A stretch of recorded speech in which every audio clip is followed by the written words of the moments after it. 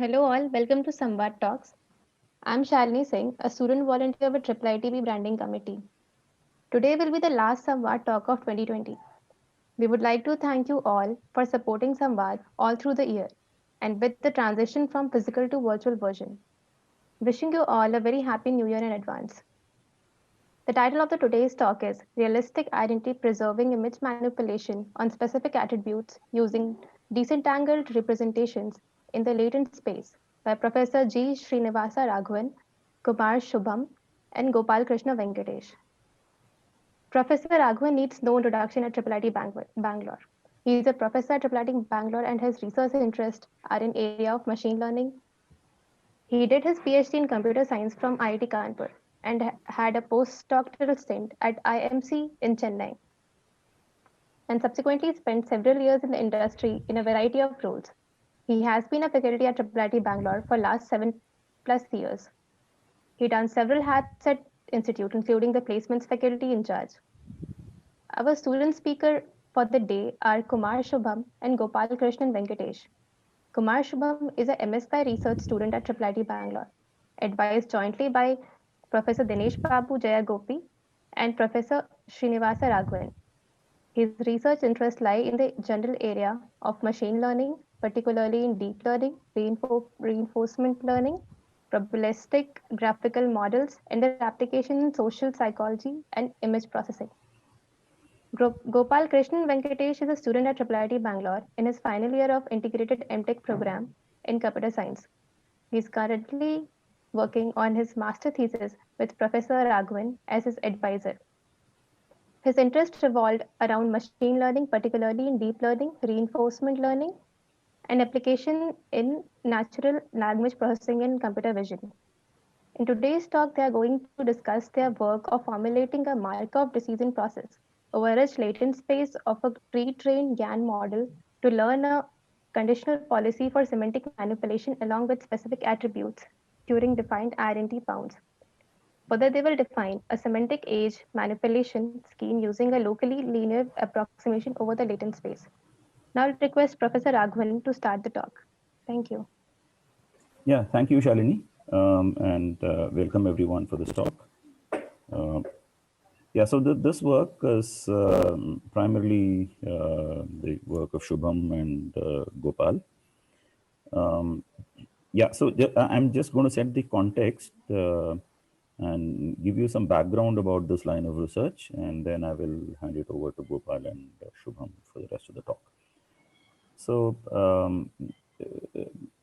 yeah, among the biggest developments in deep learning, I mean, probably the most impressive milestone after the initial success of the big ImageNet deep learning networks that came up in the maybe about 9 years ago, 2012, around that time. um, uh, the uh, the ability to generate images, like till then, machine learning was largely about sort of decision making, right? You're given data, you train a model to take a decision, and when you're given a new data point, the model basically says a yes or a no, or maybe predicts a value in the case of regression. But yeah, we didn't have models that were actually able to generate, I mean, creatively, if you want to say that, objects of interest. So for example, can you have a machine learning algorithm which can actually generate a landscape image, which can actually generate a face and stuff like that. So this is very different from being able to simply say whether a given image is that of a cat or not, right? So that is a decision problem. But here we are talking about being able to actually generate images of a certain kind. And the biggest milestone in this was in 2014. There was a paper on it was called the Generative Adversarial Networks by Ian Goodfellow and others. This made a lot of news, and so that was the first time when it was demonstrated that deep learning can actually be used to generate images. Okay, and the idea was pretty interesting. It was essentially a game of sorts between two algorithms. One trying to disprove that the image that is being created by this generator is a landscape, for example, right? And on the other hand, the generator is trying to get better in being able to fool the adversary who's trying to say that this is not right. So on one hand, you have an adversary which is learning how to discriminate between a fake image, which is the one that is generated, and a real image of a landscape, whereas the generator is trying to actually get better and better at trying to create these fakes, and making it harder and harder for the discriminator to be able to tell the difference, right? And so the generator was essentially picking a sample from a very simple, almost trivial sort of distribution, like a standard normal Gaussian distribution. Just pick a sample, and you learn a network which essentially transforms this sample from a 0, 1 normal into an image of the kind that you want, right? And this was the biggest landmark, and there's been a very strong line of research since then, from the time the GAN paper appeared. Um, yeah. Now, coming to the specific work that Gopal and Shubham are going to be talking about, so the biggest question that came up later was that yeah, we are able to generate these images, but then how much control do we have over these images? It's okay to say, well, I can generate a landscape, but then I want to actually invest some specific attributes into the image that I generate. Can I mean, will I be in a position to generate landscape with a lot of sort of greenery in it? Or can I generate a landscape where the dominant theme is that of a snow-capped mountain, and so on, right? Similarly, face. If I'm generating a human face, can I specifically generate the face of an infant, or the face of an elderly woman, and so on, right? Um, yeah. So how much can you actually invest specific properties into this? And so the thing that we're going to be talking about here is sort of even more specialized in some sense. So we're trying to get control, but um, um, in a can we actually control specific attributes individually? So I don't want, while I'm generating the image of an elderly woman, I don't want suddenly long hair appearing, or maybe a mustache appearing, right? Which is clearly odd. So uh, yeah, so this is the motivation for the word disentangle in the title. So can we have a way of being able to manipulate these attributes independently? So the attributes that we want to be able to control during this process of generation, can we have them controlled in a disentangled manner, so that one doesn't influence the other, and I can independently sort of play around with these different attributes? Okay. And yeah, one of the most promising ideas to be able to do this was to actually work with the latent space. So latent space is the this. Like I said, when you generate an image, you simply pick a sample from a normal distribution. So the normal distribution, in some sense, is the latent space here. I'm going to have one sample from the normal distribution corresponding to every image that I end up generating. So for every landscape or every face, there is going to be one specific sample from the Gaussian distribution. Okay. And so the yeah, so the simple distribution from which you sample before you transform it into the actual image that you're looking for, that is your latent space. So in a way, this is a simple representation, because I found a unique identity in this little space for every single image that I want to generate later on. Okay, and so the fact that this is able to generate that image completely means this is a complete representation of that image in some sense, right? So it has everything that is necessary for me to be able to generate the final image.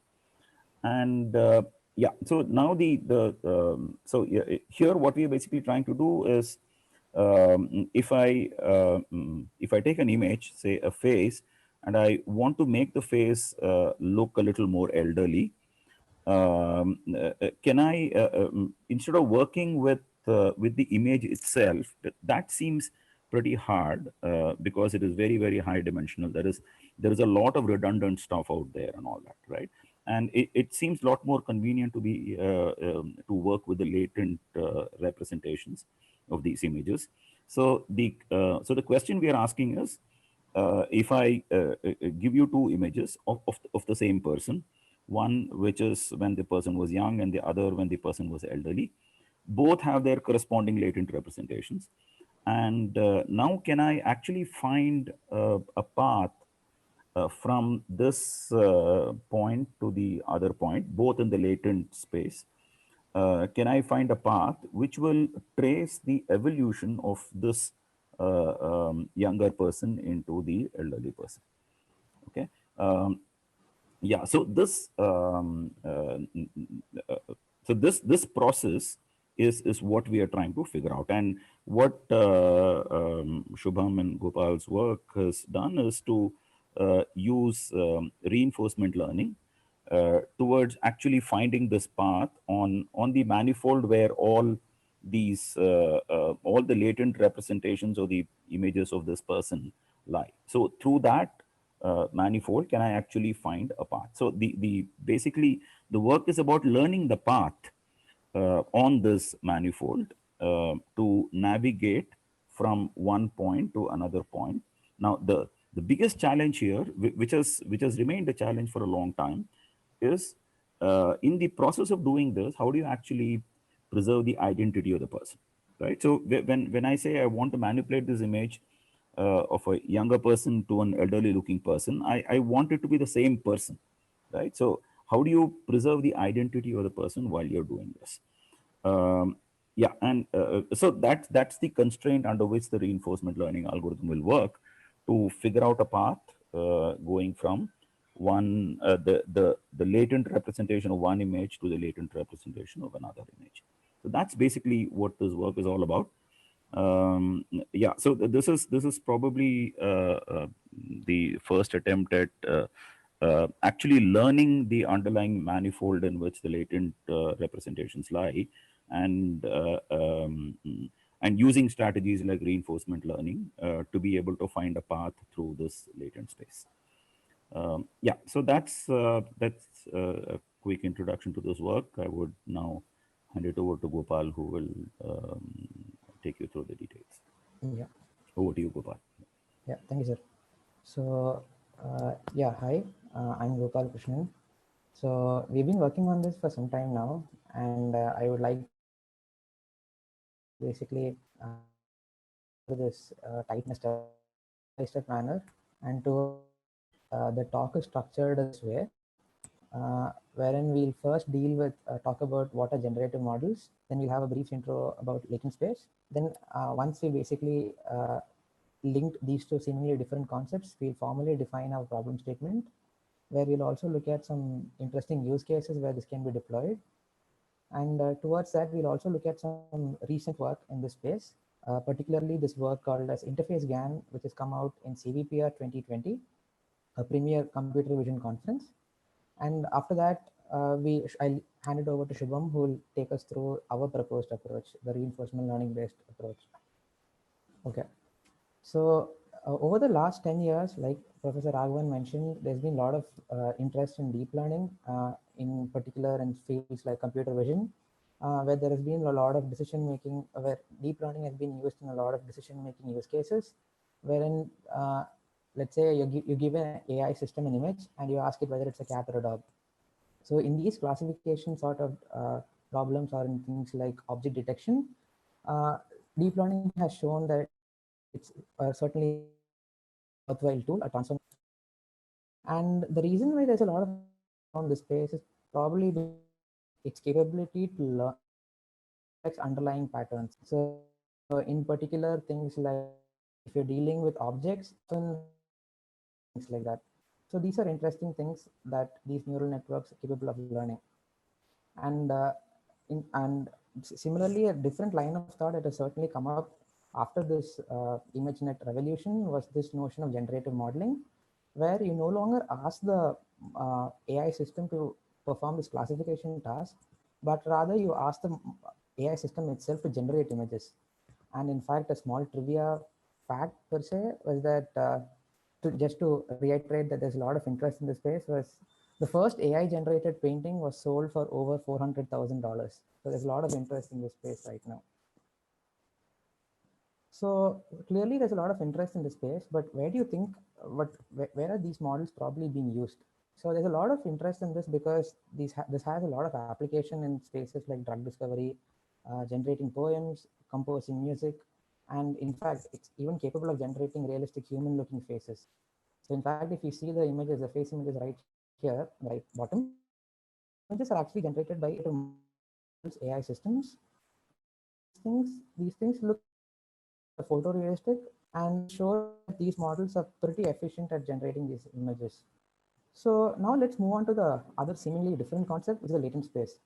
So like I had mentioned earlier, in the traditional classification or object detection sort of problems in computer vision, the neural networks, particularly convolutional neural networks, fully connected layers, is capable of encoding appropriate features in their spaces, in their hidden representations. So I could describe latent space to be a multidimensional space where important features of an image are encoded. And these encodings, or that high dimensional space, we humans may not be able to interpret it directly, but we can be rest assured that these spaces efficiently encode the appropriate feature for that particular image. So these features could be capable of regenerating the entire image, or it could even be, and it could be possible that with those representations, you can perform various downstream tasks, things like reconstructing the image, you can perform classification, segmentation, and so on. So this is fairly a rich space, which encodes the appropriate required for a particular image. So we talked about two different concepts, primarily at Gen. The other one is about latent spaces. So these things basically meet, and one way to different concept, a particular generative modeling technique called as generative adversarial networks, or often known as GANs. So this is work that came out in 2014 and it's drawn a lot of interest since then. So the GAN model primarily has two blocks.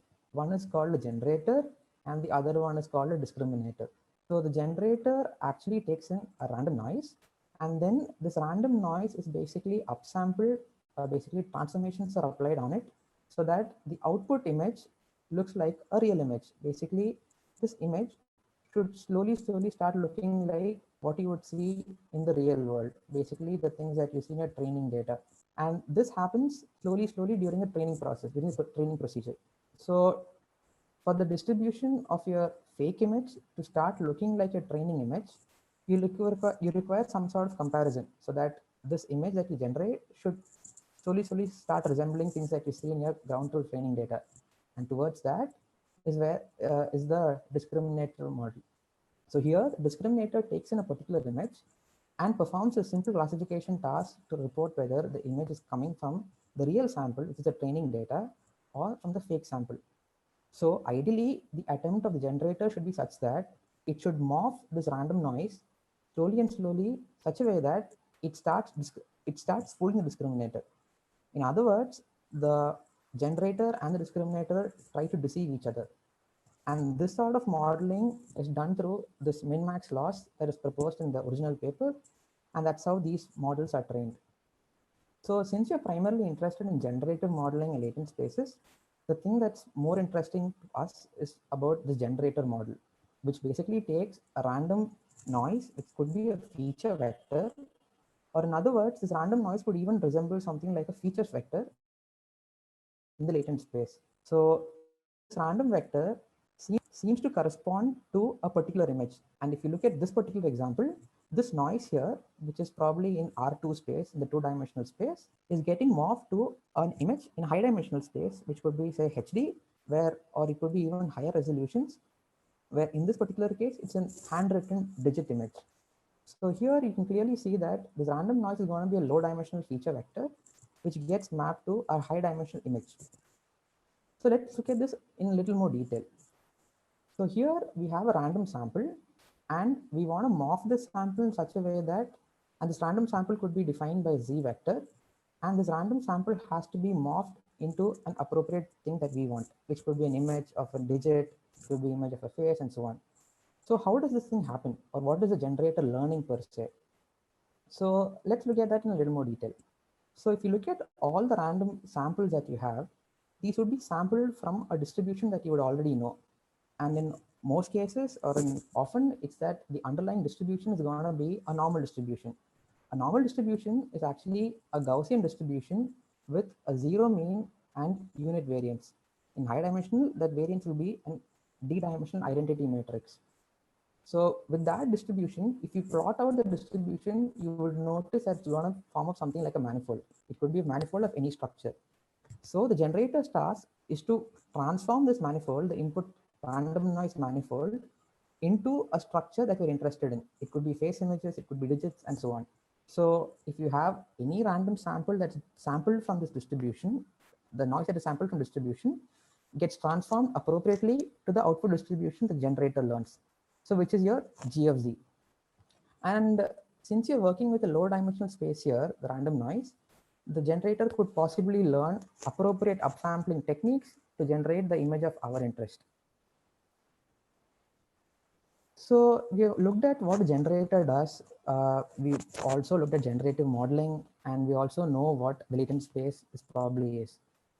So let's look at what are things that a latent space of a face image could possibly. So if you look at a face image, there are a lot of things are of interest to us. Basically, you have a couple of semantic attributes, which are basically, which look, these are basically straightforward.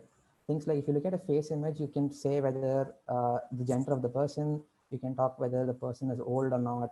And you can even talk about some abstract concepts like emotion, whether the person is smiling or not.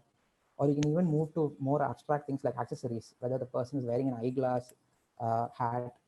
And the last one is slightly tricky, where you're talking about the higher level concept of identity. So who's that person? So if you want to answer such things, it's important that even these things are basically addressed. So you need to report the gender, you should know what's the age of the person, is young or old, whether the person is smiling, and so on. So from the ImageNet domain, we know that convolutional models which perform these decision-making tasks are capable of learning appropriate internal representations, which encode meaningful attributes, things like edges, colors, and so on. But are these things learned in the generative modeling paradigm as well? That would be an interesting question. So if so, if these models certainly learn these things, what is the associated benefit? So there's a lot of benefit associated with this, and it's probably because we can enjoy the luxury of working in a lower dimensional space. Because if you look at images, these are probably going to be at the level of HD, which means there are going to be over 1 million pixels. And if you have a concise, neat representation for those images, you just need to work with those. So let's look at possible semantics that gets encoded in latent space. So towards that, let's perform the following experiment. So let's say you have a couple of face images and the corresponding latent vectors of female women who are smiling. So you have, in this case, you have 3 female women who are smiling, and you also have the corresponding feature vectors.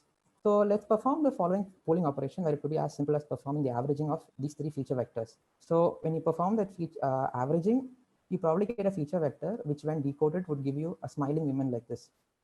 Let's also perform the same procedure for different set of images, where these images are neutral women who are not smiling. And you again perform the same averaging operation to get one feature vector, and which when decoded would give you a neutral woman. And let's perform the same operation for neutral looking men, and which and let's perform the following arithmetic operation, wherein we subtract neutral woman component, the smiling woman component, and towards this result we are going to feature vector of the new man. So this would give a vector which when decoded seems to give you a smile. This is fairly interesting because now you're able to perform arithmetics over the vector space. So let's look at that in more detail. So when you're basically performing this operation of smiling women minus neutral women, what you're going to see is that you're basically trying to come up with a representation for this notion of smiling. And the smiling component is what's being added into this neutral man's face. And that's what's giving you this notion of a smiling man. So here you can clearly see that appropriate features are being learned in the latent space of generative models. Let's look at another example as well. So in this example, we want to look at a slightly more geometric interpretation. And towards that, let's do the following. Let's say you have two images of say two seemingly different people who have different head postures in the example, and you have their corresponding feature vectors as well. So feature vector is going to be a d-dimensional feature vector, which is probably in a slightly lower dimensional space when compared to the image itself. So that's going to be a point in the high dimensional space, and you have another person's face and the corresponding feature vector as well. And these are basically going to be two different points in the latent space. And what I'm going to do is I'm going to draw a straight line from point A to point B.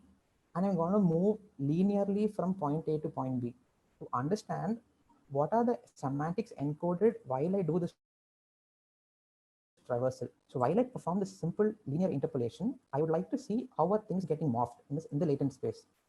So if we notice that simple navigation, what tends to happen, at least in this example, about with the different head poses, is that the head posture slowly and slowly keeps getting morphed into the thing that we are interested in. So this notion of path seems to have plays an important role in this. So the path that you take could possibly morph things, and it could even change identities if required. So clearly in the previous examples, we noticed that those images look like faces, but were not probably high resolution images.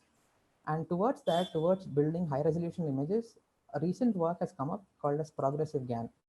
A progressive GAN is like any other GAN, and which means it's going to have two components, a generator and a discriminator. So a generator would take a latent vector, and in this case of progressive GANs, it's going to take a vector, a 512 dimension vector, sampled from the normal distribution. And clearly, generating high resolution images like HD images of the order 1024 to 1024 is going to be challenging. So the authors of progressive GAN have proposed an interesting scheme. So they say that let's ask the generator and the discriminator to play their min-max game in a constructive manner, wherein you ask the model to generate low resolution images initially. It could be as simple as generating 16 pixels of 4x4. And then once the model is proficient at generating this, you basically ask the model to move to slightly more complicated problems, wherein you ask the generator and the discriminator to play the game with in a higher resolution space, which is 8x8. And you basically do this iteratively during a training procedure, and you end up getting high resolution images of HD quality. So this interesting scheme now also lets you generate high HD images as well. So even that's interesting. So with this two things, seemingly different concepts, generative models and latent space, we would like to ask the following research questions. So can we generate images with semantic modifications like changes only in age, gender, or smile, while preserving the identity of the facial image? And towards this, can we exploit latent space of a pre-trained GAN model to generate these modifications in a controlled manner? So here we would like to ask the following question, wherein we want to perform semantic manipulations in one particular attribute. It could be things like changing the age of the person, gender of the person, or smiling, the notion of emotion. while preserving the identity of the person we're going to start with.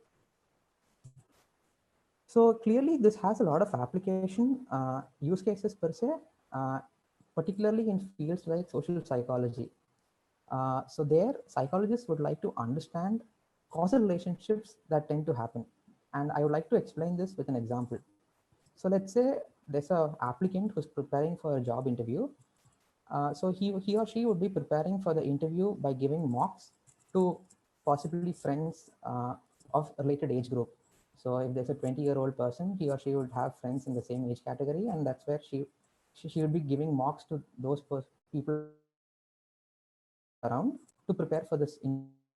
So, but on the D day, it's often the interview would be slightly, and this could possibly, and towards that, training for such workspace is very important. And you could possibly achieve that by asking the applicant to work with or interact with avatars and basically get prepared.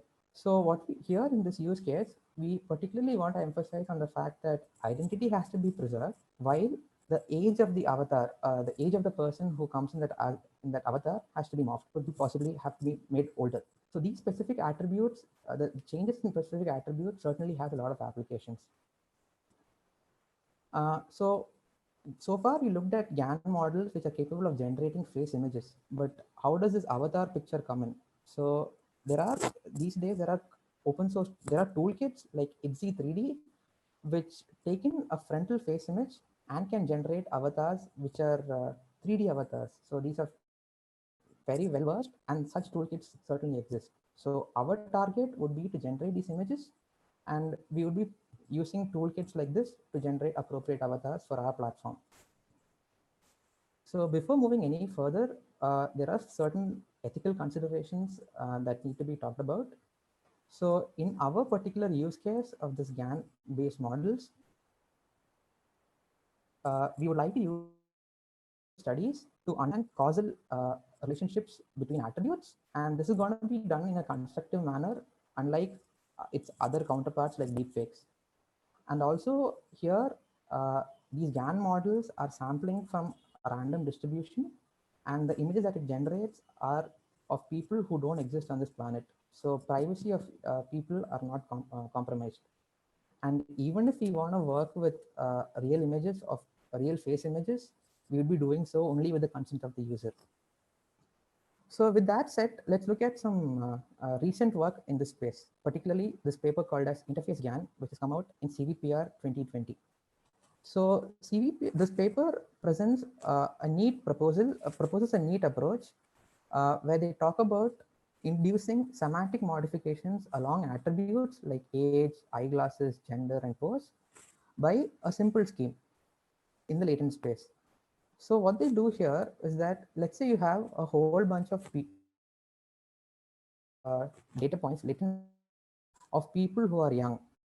And towards that, you basically consider all such samples, and you also consider a whole bunch of annotated samples of folks who are older. And what you try to do here is that you're trying to learn a simple hyperplane. Basically, you're going to learn a decision boundary which separates the latent points of younger people from the decision points, from the points of older people.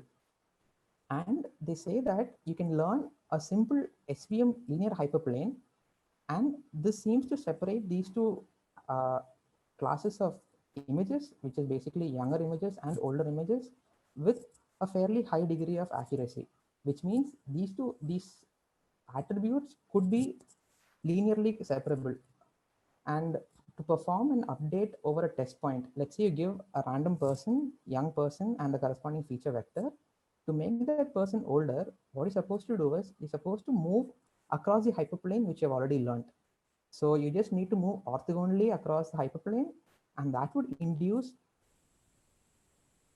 the required semantic modulation. So in this particular case, they've trained hyperplanes for semantic boundaries over age, semantic boundaries over eyeglasses, gender, and pose.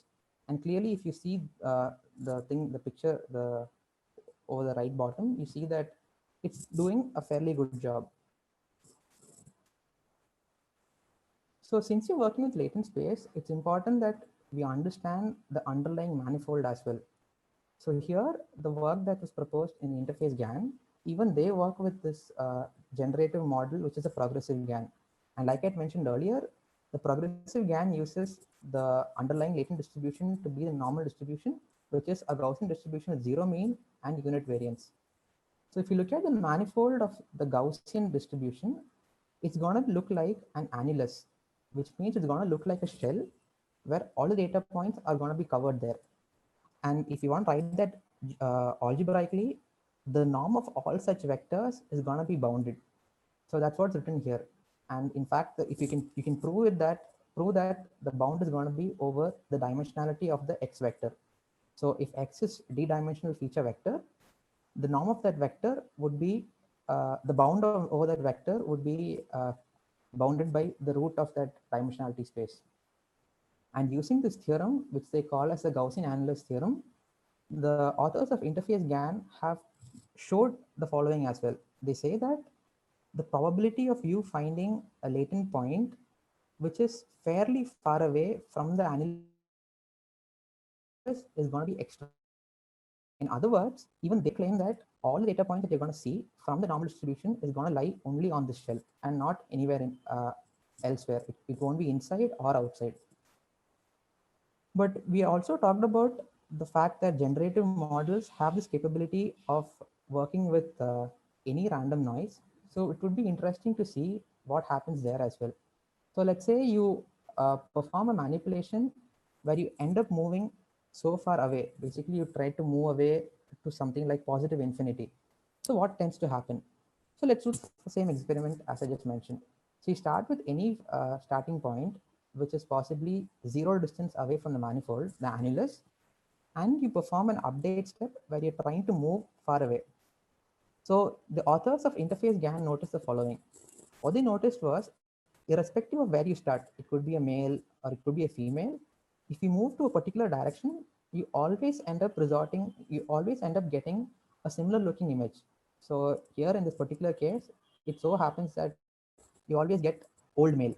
And you also notice a similar you want to do when you want to in the negative direction. So when they perform this update in the opposite direction towards minus infinity, they notice that you always end up getting a female image. So this is often reported during the GAN training procedure, and this problem is often noted to be this issue of mode collapse. And the authors also of interface GAN also report another problem, which is basically correlation between attributes. So here, let's say you want to perform a semantic manipulation over this female image, where you want to increase the age of this person. So like I mentioned earlier, to perform this update, you need to move across the hyperplane of the age boundary. So while the authors tried doing that, what they noticed was that the age is certainly increasing, because you can notice things like wrinkles coming up, but unfortunately, even things like gender is changing. So the female got morphed into a male, and this is something that we're not interested in. And to circumvent this problem, mitigate this issue, the authors there proposed a technique that was inspired primarily from linear algebra. So let's say you have two boundaries. One is a decision boundary for the other one is going to be for gender. And we see that these two, which means the diagrams have some amount of overlap. So which means if you want to perform changes in age without changes in gender, what you could do is you need to remove off the component of gender from this age vector. So that's exactly what they do. So they come up with a new proposed hyperplane where they do that by subtracting the dot product of the thing that you're not interested in. So in this case, they come up with a hyperplane for manipulation of age without changes in gender. And they say that you can do this, but this is slightly tricky because you need to train this hyperplane, and this training requires annotation. So the problem here is that if you don't do this, if these attributes are entangled, it could possibly lead to corruptions in identity. And with this, I'm handing it over to Shubham, who will take us through the proposed approach. Thanks, Bhuvan. So if you look into the problem statement which we are currently working on, so one major difference which is there is that we are looking into modification like age, gender, and emotion. So we're trying to generate a set of images where the identity basically remains same, while attributes related to age, gender, or emotion actually change. So one very basic idea of doing that is by training some kind of a conditional GAN. So where you have where you take the base image on which you want to do this modification, condition it on the attributes of modification, and then generate the corresponding images. But generally, it's become very tough to create such kind of a data set, especially if you think of coming up with a data set where the identity basically remains same, and then you have images from different age group. And similarly, it's very tough to generate a data set of a male and female version of the same identity. And same lies with other attributes. So, this problem actually forces us to basically explore latent space in a much more theoretical manner to understand whether these latent space can be exploited to generate the images of our interest. Another problem is that for the task which we have specified, for example, creation of avatars, it actually requires a very high dimensional photorealistic images. And if we want to train a GAN from scratch to generate high fidelity images, it will require huge GPU resources and also larger computational time to train such models. And even that progressive GAN reference, which we have given previously, it has been trained by NVIDIA for a couple of weeks on 7 to 8 GPUs. So this limitation actually forces us to look into this trajectory problems and the problem statement which was proposed by interface GAN in a more detailed manner. So we have seen the problems which are there with interface GAN, that if you go along a linear trajectory, there's some unwanted attribute which might also creep in. So what we initially thought was that, is there any way we can come up with a more learned trajectory process where our model can take non-linear path following and the manifold structure of the latent space, and then generate this variation. And one way of doing this is using reinforcement learning. So what we initially thought was that, can we basically define a Markov decision process over the latent space to learn such trajectory? So when we talk about Markov decision processes and reinforcement learning, the first thing which comes to our mind is of self-driving cars. So in self-driving car, you can basically go from point A to point B, or a car can go from one location to another location without hitting anyone. So we basically draw this similar analogy for the identity modification, that can our model basically go from one point on the latent space to another point without generating any catastrophic changes in identity or mode collapse. And for this task, we actually defined Markov decision process, which constitutes state, reward, action, transition function, and discount factor over the latent space. So if you look into the proposed algorithms, what we are actually interested in is to come up with a trajectory path where each point can be associated with the morphing which we are interested in a given image. So coming to the very first definition of MDP, the state space. So all our policy is basically learned over the latent space of progressive GAN. So all the modification which we are planning to do is on the latent space of a pre-trained progressive GAN. So it's kind of saved the overall task of generating a photorealistic image for us, because this is something which progressive GAN take care of it by itself.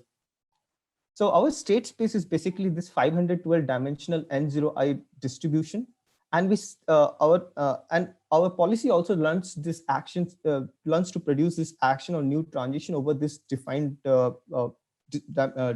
distribution space itself. So if you see our model, so each state is actually associated with a corresponding image. So whenever we generate a new state by our policy, we can always pass it through our GAN model to get the corresponding image. And then we define the corresponding reward and other criteria over this image itself. If you look into the task of making modifications on the faces, like related to age specifically, when you want to make a younger or older version of a person, you're basically talking about semantically opposite attribute. And this is not something which is only related to age-based attributes. So these are it's there in gender, it's there in emotion, where we are basically interested in particular modification within the image. For example, for a given female image, you might be interested to change the male version of it, or for a given male version, you might be interested in generating the female version of it. So it inherently introduce this notion of conditioning, where we want to make record semantic modification over the image. And then this is something which we also want our policy to learn, that and it's also provide a kind of control over the policy. So if we can condition it to, let's say, generate older version of a person, then it should generate associated path and trajectory along that line. And similarly, if we condition it to generate younger version of a person, then it should actually generate images condition on that line. On top of that, we are also want our model to actually generalize across different latent points on the latent space.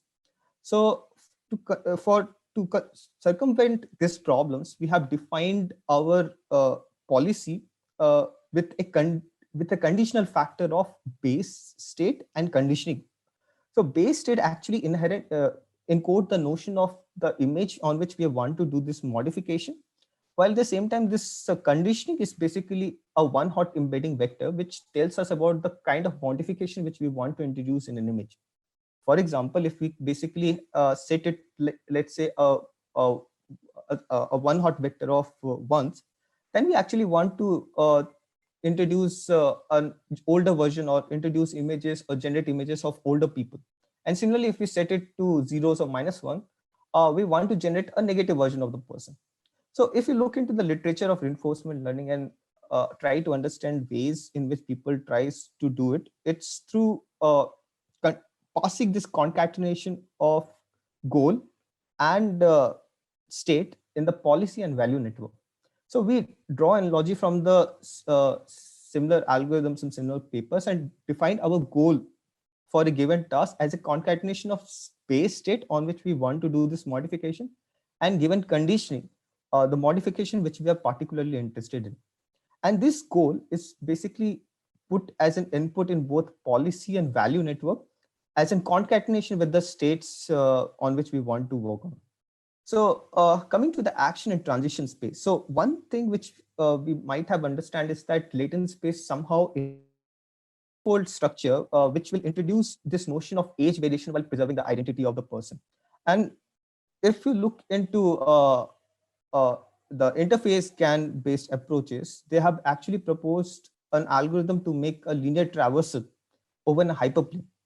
So what initially we thought was that can we learn a non-linear trajectory to basically introduce similar variations, and to generate this non-linear trajectory. This non-linear trajectory should also basically respect the manifold structure which is there in the progressive GAN. Taking and taking in so, and one of the paper which we have actually followed talked about the same thing. So what it actually says is that any manifold structure can be approximated with locally linear subspaces. So think in this manner that we all actually lives on Earth, which is in a spherical shape, but on a locally linear approximation, and as a person on top of that sphere, everything actually looks flat. So we took analogies from the same definition and then tried to come up with our action and transition function for these modifications. So in our action space, our model actually predict a 500 to a 14 dimensional vector, which is a concatenation of two scalar, which is WT1, WT2, and one 512 dimensional vector. So I will talk about this individual prediction in a more detailed manner in transition functions. So if you see the definition which we have proposed earlier, that we want to make a locally linear approximation at a given state, and then based on this locally linear approximation, we want to make a transition to another state. So for this, we have defined our transition function as a linear combination of KT hyperplane and KT gen. So just to give an idea about what KT hyperplane and KT gen actually mean, is that this KT-gen is a 512 dimensional vector, which our policies actually predicted. While KT hyperplane is basically the same hyperplane which interface GAN has actually proposed for the semantic modification. So one reason for introducing this KT hyperplane in our policy is to circumvent the training problems which basically keeps in. So generally reinforcement learning takes a very long time to converge, while this KT hyperplane basically helps us in reducing the overall time for the whole training purpose. Now, for given prediction, so for a given ST, this is the new prediction or new state which our model actually predict. And then ST is the previous state where it has actually started with. So the new state for a given transition basically becomes a weighted combination between these two factors, where W is basically a smoothing hyperparameter which we have introduced. So one reason for doing this is to basically circumvent the problem of very noisy prediction which our policy actually makes in the initial training phase. So we will talk about the reward and the other mechanisms. So W is a hyperparameter which actually helps us to control the overall transition which our model is making. And one other way of looking into this smoothing hyperparameter is also what generally we do in time series data sets, where we come up with this moving window kind of scenarios, systems which try to smoothen the overall transition. So W could be seen as a smoothing hyperparameter which tries to smooth policy is going to predict. So before coming to the explanation of typical set, we should first understand that how the whole GAN training actually happens. So if you look into the GAN architectures or the GAN training procedure, which we actually sample from a 512 dimensional or some d-dimensional standard normal distribution, pass it to a generative model, and then generate an image out of it. Now, let's say if we pick anything random on that manifold itself and try to generate this image back. So you might have noticed this is something which Gopal has also talked about, that if you generate sample something completely random, it's not necessary that you will always get a new image out of it.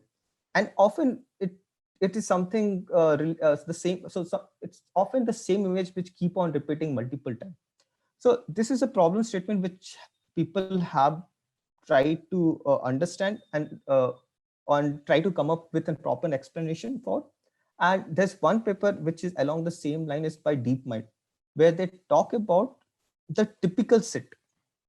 So this problem is basically, so the original paper actually talks about a GLOW-based models, which is also a part of generative models, where they say that the GLOW basically gives high probability distribution to out of distribution data set.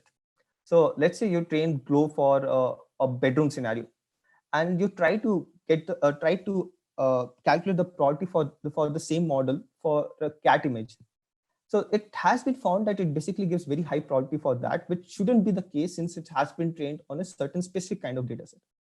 So what authors actually said is that when you see the whole training paradigm of GAN or any generative model, it has been trained on a specific region of the manifold. So I'll always sample from a random normal distribution and then use those vector for the full training process. So they come up with a definition of a typical set of a distribution, which is nothing but a bounded, it's nothing but a set of X where the log likelihood and the entropy for that given distribution is bounded. And then they say that most of the training process which actually happens for GAN is basically on this specific subset or region of manifold. And we can't, and model generally fails to basically generalize outside this defined typical set for a given distribution. So, and yeah, so this is what the actual definition of typical set is for a P distribution, where the entropy and the log likelihood is kind of bounded in between. So if you try to do this derivation for a standard normal distribution, an upsilon in one typical set will come out to be a bound on the norm of a vector. So one thing which is very interesting is that this equation is very much similar to the Gaussian annulus theorem, which was, and the notion of effect of Gaussian annulus theorem in interface scan. So we have used this equation itself in defining our reward schemes and the transition schemes, which we will talk about in the later slide. So for time being, we are going to define an indicator function, ZGT, which basically takes a given state and indicate whether the given state actually falls in defined typical set or not. So for a given state ST, if 1 by 2 d minus the norm of ST is basically less than epsilon, we indicate this with ZGT being 1, otherwise it's set to be 0. So this is kind of a check which we are going to do on all the states which are going to be generated by our policy and the transitions defined over it. So coming to the part of identity preservation. So here we actually follows a paper which was published in CVPR, and where they talk about the Conf5 layer of AlexNet model as a proxy for identity. So what do they so they use this Conf5 feature and do an L2 norm between it to define this identity based comparison. So if you have not noticed in our definition itself, each time we make a transition, there's an associated image for it. So yeah, so each time our policy basically predict a parameters, we make a new transition ST plus 1, and this ST plus 1 can be passed through a progressive GAN to get corresponding image. So once we have this corresponding image, we can actually extract this Conf5 feature vector from the AlexNet model and compare it with the base image which we are basically interested in, or the base image on which we actually want to preserve the identity. So for this, we have actually defined a function FGT, which keep a track of this second norm difference between the base image feature vector and the images which are going to get generated by our policy networks. So now coming to the age-based modifications. So for each, so we have trained a regression model. So it's basically a fine tuning which we have done on ResNet 150, which takes an image and then predict the corresponding age group for it. So each image which is going to get generated from our model, we are going to pass to this ResNet 150 model to get the associated regressed age value. And we have defined our reward scheme on top of the values which are going to get predicted. So one thing which we have noticed is that the original progressive GAN model, which is generating high definition, high resolution images, has been trained on Celepa HQ dataset. And this Celepa HQ dataset comes up with its inherent biases of age group. So since Celepa HQ's dataset, it's a dataset of celebrities, it contains images of 20 to 60-year age group. So our model is basically restricted to generate modification between this age group itself, because this is an inherent bias which is there in the progressive GAN and which was introduced by the specific choice of the dataset which was used to train the model. Now, if you look into age as an attribute, for a modification from 21 to 22-year-old person, you will hardly notice any visible change on the face. So just to make sure that we actually see multiple variants on image faces within our policy network or within our episode, we have sub-bucketed this age range into a group of 5. So there's a group of 20 to 25, 25 to 30, 30 to 35, and so on. And reward is only given when you sample an image from a newly unvisited bucket. So what that actually means is that, let's say initial 2 images has been generated in 20 to 25-year age group. So each time our policy generate images from the same bucket, it's not like we are going to give it reward for that. So the model will only get reward when it generate an image from a previously unvisited bucket in an episode. So if it started from 20 to 25, the next image it should generate ideally should be from a different age bucket. So from 20 to 25, it should generate one image from 25 to 30 and so on. And this is something which is also based on the conditioning which we have introduced. So for example, we want this control of making an image older, or whether we want to make that base images a younger versions. So based on that, we have again defined an indicator function MGT, which says that if we're conditioning the model to generate an older version of the person, then it should generate age which is greater than the base image. At the same time, it should generate an age. So the delta function is basically an indicator of whether it's generating an image from a newly unvisited bucket in a given episode. So it should generate an image which is an older version of a given base state, and at the same time, it should generate images from previously unvisited buckets. And similar analogy basically holds true for when you condition it for younger to generate a younger version. So if you condition it on C inverse, it should generate an age which is less than the base image, and it's at the same time it should generate an images which basically falls into unvisited buckets. Otherwise, this MGT has a 0 value.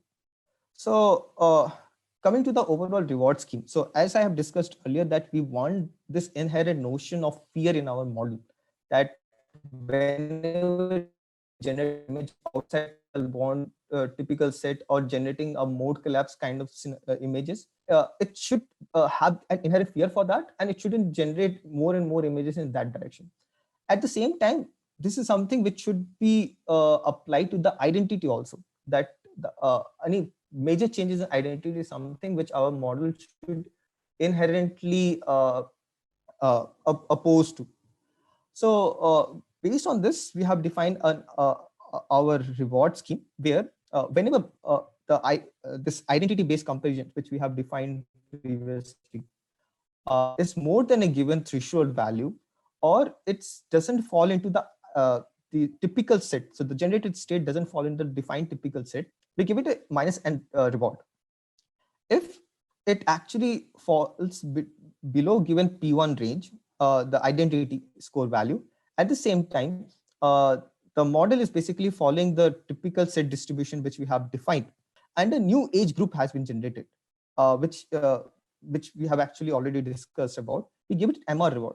So there's if you notice, there's a bifurcation between MR reward and the R reward. So, and one reason for that is that if you look into the policy of morphing which we want to introduce in a given image, and especially for an extreme age group. So let's say I start from a 20-year-old version of someone, and then I want to generate a 60-year-old version for the same person. So it actually introduced this notion of very large threshold value to capture the amount of changes which are going to happen on the face. But putting a high threshold value also inherently introduce the problem of introducing any images from different identity. So to circumvent this problem, we have come up with this dual thresholding scheme on the identity, where if it's able to generate an image which is less than P1, so if we give it MR reward, and if it generates an image between P1 and P2 and then satisfy all the conditions which we have defined, that it's able to come up with a new image from a different age group, we give it R reward. And other point is that we otherwise, apart from this reward, we always give it a -1 reward. And this -1 reward is basically inspired by goal reaching RL problem, where model tries to finish the whole episode as early as possible. So these are the hyperparameter which we have introduced. So the two bonds on the identity which we have defined are 750 and 900. The smoothing factor which we talks about is 0.3. The upsilon on the typical set definition which we have seen is 3.5. The negative reward is basically 25. So if you see that the positive reward and the negative reward comparison, so it's very high compared to the rewards which model get for generating a sample from a different unvisited buckets. So this basically then align with the idea of this inherent notion of fears and other factors which we want our model to have. And this M vector is basically, we have chosen it to be twice. So if it's generate an image which is within this P1 bond, we give it MR reward, otherwise we give it R reward. So coming to this, the cumulative graph. So we have actually trained two models for it. So one is PPO and actor critic, and the other is actor critic. And you can clearly see that we get a converging graph for the cumulative rewards as for one time steps. So coming to the results. So this is where our model has been conditioned to generate a younger version of the person. So we should actually see a morphing where a younger version of the same base image has been done. At the same time, the identity is basically preserved. So here you can clearly see the notion of age change happening on the image, while at the same time there's no major differences happening in terms of identity of the person. When we condition it to generate an older version of base states, you can see that model is able to generate images from different age bucket, and this difference is quite visible in the image. And at the same time, there's not major changes happening in the identity of the person. We have also tried to understand the differences of our model compared to interface scan. So here the first row is the output of our model, and the second row is the output which is generated by interface scan. And as Gopal has mentioned in his talk, that one inherent problem which is there with interface scan is the entanglement with other attributes. So if you want to make this person younger, there's a inherent changes in the gender also happening with this image. But our model is able to prevent such drastic changes, and at the same time introduce this inherent notion of age youngness in the generated images. Same is true with the other two images, where the identity kind of gets swapped when you go to the extreme end, but our model is still able to preserve identity with the basis states. So this is the output of our model when we want to generate the older version of the person.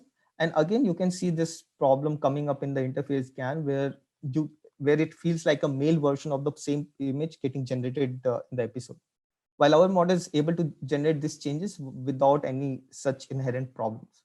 So coming to the quantitative analysis, we have used VGG face. So it's a face identification model for comparison of the different set of images which are generated by our model and which the interface scan has actually generated. And one thing which we notice is that our model is able to prevent very drastic changes in the images. So the mean cos similarities, if you see, so it's a cosine similarity between the features of VGG, the final layer features of VGG face. So you can notice that the minimum cosine distance and maximum cosine distance are basically always higher in our models. So this actually tells that our models does pretty well in preventing any catastrophic changes in the identity if it's bound to happen in during these manipulations.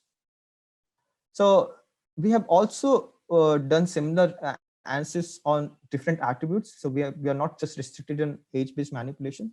So here we have actually trained separate model which works on smile. And when we condition it to convert an image of a person from smiling to not smiling, you can see that inherent changes happening within the face, where the lips actually shut down, closes up, and while at the same time, there's not bigger changes happening on the identity. Same thing is when we want to make someone smile. So the generated images compared to the base state do feel like a smiling person. We have also done similar manipulations on gender, where you can generate a female version of a given male image, and at the same time, a male version of given female base state. So in conclusion, we can say that we have basically proposed a Markov decision process formulation of the latent space and come up with an innovative idea of training a policy or reinforcement learning algorithms which can do this manipulations on a given image, condition on the attributes which we are interested in. And at the same time, we have also compared it with the previous works. Interface scan have shown that our works actually perform better in preserving the identity of the person within a given trajectory. At the same time, we have also shown the use case of such algorithms for social psychology based experiment, and where people are actually interested in generating this one variable variation in a given image, and then try to understand people's behavior for the same. These are the references which we have used. So thank you. Thanks, Professor Raghavan, Gopal, and Shubham. It was an exciting talk. We'll take questions now. Dipakar has a question. So Which tool did you use? Is there any tool which has GAN plus RL together?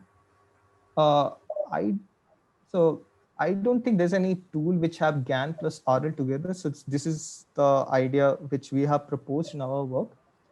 And for working with the RL models, we have actually used baseline So Baseline is a toolkit which is proposed by OpenAI. So we have come up with our own environment and kind of integrated it with Baseline for all the modifications and all training purpose. Okay, I have a question. So, how do you factor race in this in your work? You have worked with most of the subjects in Caucasian. I mean, Caucasian subjects, right? So, any thoughts on how it would be if you look at other races? Yeah. So one thing is that so the current progressive GAN on which we are working on is trained on Syllabi HQ dataset. So it's a celebrity dataset. Okay. There's similar GAN model which has been trained on Flickr dataset, and it has sets of images from different people from different ethnicity. Okay. So that's an experiment which we are planning to do. And then I think the basic setup actually remains the same, even if we want to introduce these changes.